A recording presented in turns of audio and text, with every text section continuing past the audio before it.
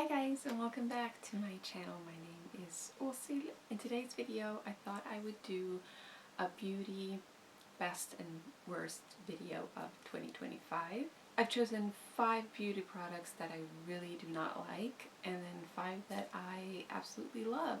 I think we're going to start with the 5 worst products and then build our way up to my top favorites. Alright, first up we have the e.l.f. Holy Strokes Microfine Brow Pen in taupe.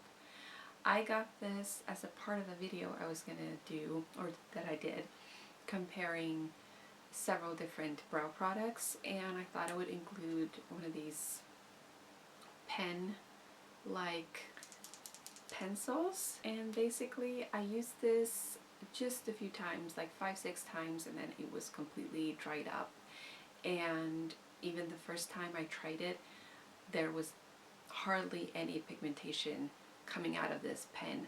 And so I was really disappointed because I usually really like e.l.f. products, and a lot of my favorite products, even favorite brow products, are from e.l.f. So yeah, this really disappointed me. And I did go in to check out some reviews, and I did find that a lot of other people has also experienced the same thing. So I think that's unfortunate, but I will not repurchase or recommend this brow pen. I don't have 2 of the products here today to show you, but one of the products are the Rituals of Mehr, the shampoo in a yellow packaging. That just really dried out my hair and made it very unmanageable and really tangled. I did not like that shampoo at all. It could be that it just didn't work for my hair type. I do have more normal to oily hair, but yeah, it just wasn't working for me. I like the scent and I do like the brand. Rituals is one of my favorite brands, but that shampoo just wasn't working for me. The other product that I don't have here to show you right now is the Beautyact Silvermania eyeshadow palette. It is, or it was, a little quad.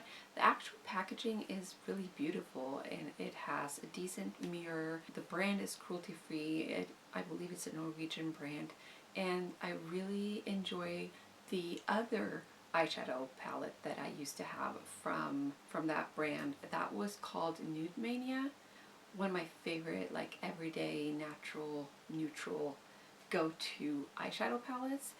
But when I got the Silvermania, first of all, I got it for the shades, so I thought the shades or the colors were really beautiful, but as I applied them, there was no pigmentation. They were very, very dry, and actually as I was filming another video, one of the eyeshadows just fell out and crashed to the floor. So I was very disappointed with that eyeshadow palette. Now in hindsight, I do think that I purchased a palette that was expired. So I'm not sure if I'm going to blame the brand itself, but maybe more the store that I purchased this from. But when that's said, I do really like the Beautyact brand. It's cruelty free. It has lots of pretty affordable products. And again, the Nude Mania eyeshadow palette is actually one of my favorite palettes, and I am considering repurchasing that one. Next we have the Bare Minerals Strength and Length Serum Infused Mascara. I just had a little travel size, and I thought I would use this at a time where my eyes were really, really, really sensitive, and I was using eye drops all the time, and I thought using a mascara that was really made for sensitive eyes and even had this serum infused part of it, I thought that was going to be the best solution for my eyes, but it turned out it wasn't. It was, I really enjoyed the paddle brush on here actually, but I like how easy it was to apply. My problem with this was it started smudging right away, it flaked on me, it looked terrible throughout the day, and I constantly had to go check myself in the mirror to see if anything was looking smudged, or yeah. So I don't want to wear a mascara or any other beauty product for that matter where I become very self-conscious and insecure about how it looks on me. Especially at that time, I needed to trust my mascara, and this one failed on me, unfortunately. I also waited until my eyes became a little bit better, and I stopped applying eye drops all the time, and I tried it out again, gave it another chance, but it was performing the exact same way. So that was unfortunate. I do like Bare Minerals, even though their parent company is not cruelty-free. I do think that Bare Minerals have a lot of good products. Unfortunately, this wasn't one of them, in my experience at least. And lastly, we have the Milk Makeup Cooling Water Jelly Tint in Splash was the shade name.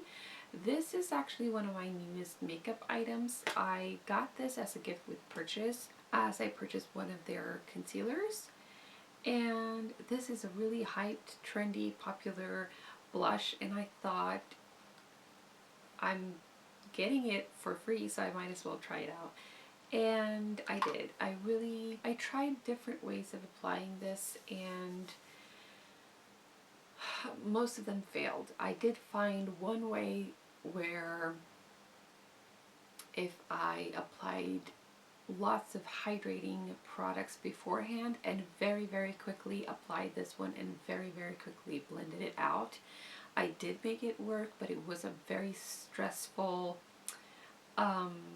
process, and I really want my makeup application process to be a peaceful activity, and this did not contribute to that. So I found this to be a very stressful product to apply, and I did try it with a brush, a sponge, my fingers. Nothing was really working. So my daughter is getting this to play with. I don't need it in my makeup collection. I think it just confirms that a lot of trendy, popular products doesn't have to be the best. They can be just gimmicky as well. I will say though that one of my favorite blushes of all time is the Milk Lip and Cheek blush in Work. So I do like Milk as a brand, and also several of their products, just not this one. Then let's move on to my 5 favorites. First off, I want to talk about a mascara I really loved, and I'm really thankful that I came across, because I wouldn't have purchased this on my own, because unfortunately it's not cruelty free. It's the Clinique High Impact Mascara. I believe this was in black. I have since repurchased actually in brown black, I think. I haven't received it yet, but I found that I do need one of these mascaras in my collection at all times, unless I find a cruelty-free version that is just as good. Because this really saved me this summer, or spring summer, where again my eyes were super sensitive and I could barely wear any makeup really, but when I did put on a little bit of mascara, this was the only thing that didn't irritate my eyes, and it stayed put. It made my lashes really nice and natural. Nothing super dramatic, not tons of volume or anything like that. So don't expect that. But it was a very nice natural mascara that didn't smudge, it didn't flake, it just did what a mascara is supposed to do, and it didn't irritate my sensitive eyes. So I think that I know that this is the best mascara that I've tried for my sensitive eyes and for my dry eyes as well. So I will absolutely recommend this mascara. I'll show you the wand. It's very typical, nothing special about it, about the wand, but it doesn't always have to do something extraordinary. As long as it works and doesn't irritate me, I'm glad. I'm really glad. But the only bad thing about this is that it's not cruelty free. It was given to me as a gift the first time, so that's why I had it in my collection, and then now I have repurchased. Last makeup item, I want to talk about the, how do you pronounce this? Lumene or Lumane. I don't know. It's a Finnish brand. It's cruelty free. Love this brand, by the way. It's very affordable, easy, accessible here in Norway.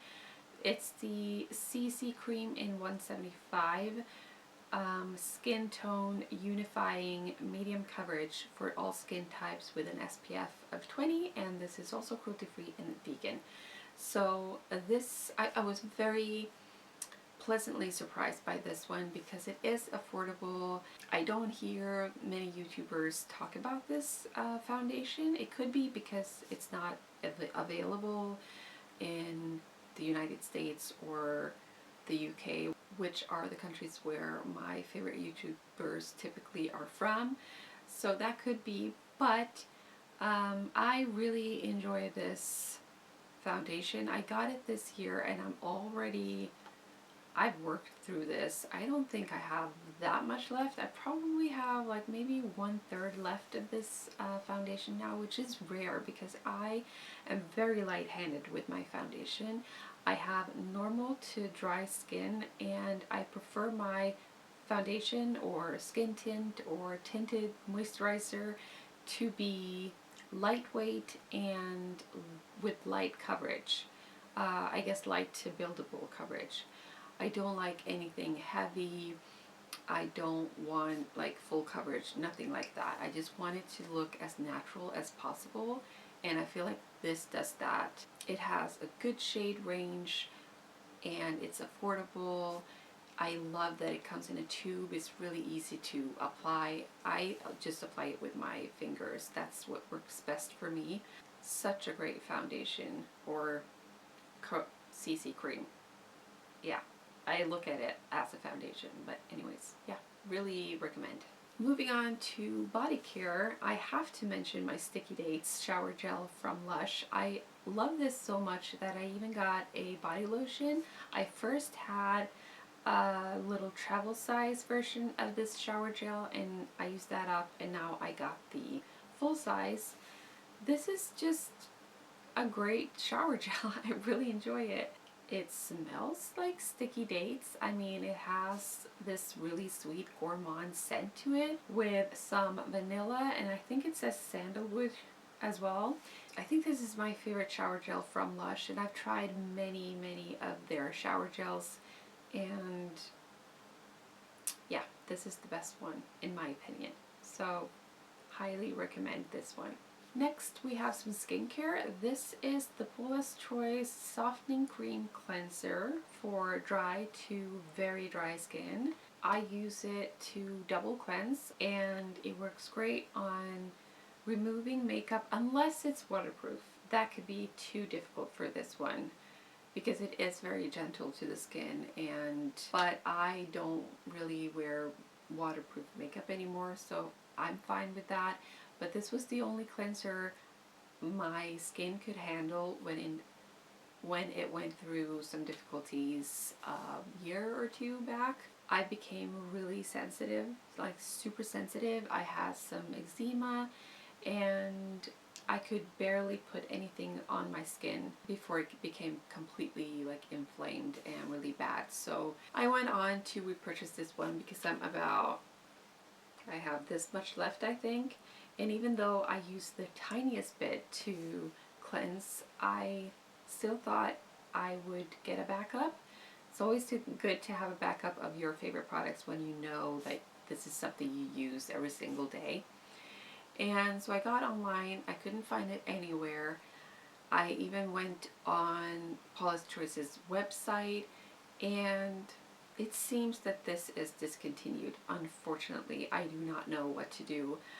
I just want them to bring it back because I haven't found anything like this. So hopefully I will find something cruelty free, something that's super gentle with not too many ingredients. I don't want anything like, I don't want a lot of active ingredients. I just want a very simple cleanser that gives me hydration and that cleanses my face. That's all I want. So yeah. But I guess in a way it forces me to go look for something else because Paula's Choice is no longer cruelty free. So lastly, my my biggest favorite of the year, I was so happy when I saw this being sold secondhand, or however you want to call it. This is the Skylar Salt Air Eau de Toilette perfume. Just a 10 milliliter. It's the only thing I could find because it's quite impossible to purchase Skylar here in Norway. It's just, it doesn't exist. So there was this really sweet woman who was selling this to me, and I jumped on it and purchased right away. I had been looking for this perfume for years because I used to have just a tiny little sample of it, or I still do actually. I've been saving it for years. And then finally now I have a roller ball 10 milliliter of my top probably 5 perfumes of all time. I just think it's one of the best perfumes ever made. If any of you have a Skylar Salt Air perfume laying around, don't really use it, are willing to sell it to me, I would love to purchase.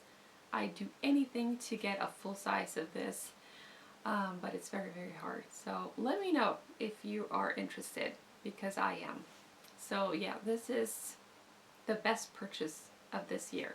So you would think that when it's in my top 5, it's a gourmand, because I typically like my sweet vanillas, but this is not a gourmand. This is a very unique, yet so simple, typical, you know, clean, simple, easy, fresh, airy scent. And it is within the category of aquatic.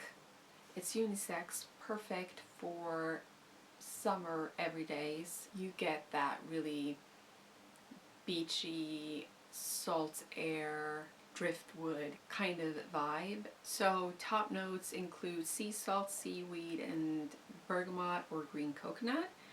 And the middle stage brings softer, light floral, watery floral touches with water lily, cotton blossom, and cyclamen. And then the base tends towards driftwood, sand, and musks, and sometimes a bit of warm woodiness. Yeah, so this is not a strong perfume. I tend to have to reapply throughout the day.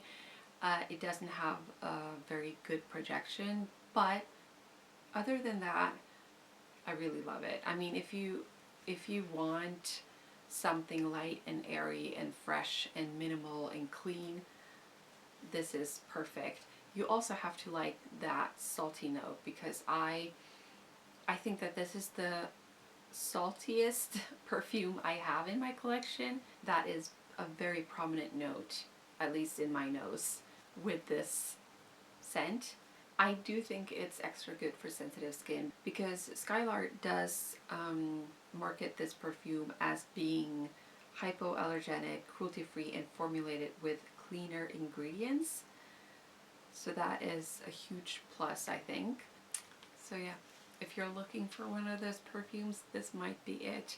I know that I'm gonna spend the rest of my life trying to look for a replacement for this one once I use this one up, because yeah, I know I never want to be without this perfume ever again. So those are my least favorites and most favorites beauty products of the year. Thank you so much for watching this video, and I hope to see you again in my next one. Bye!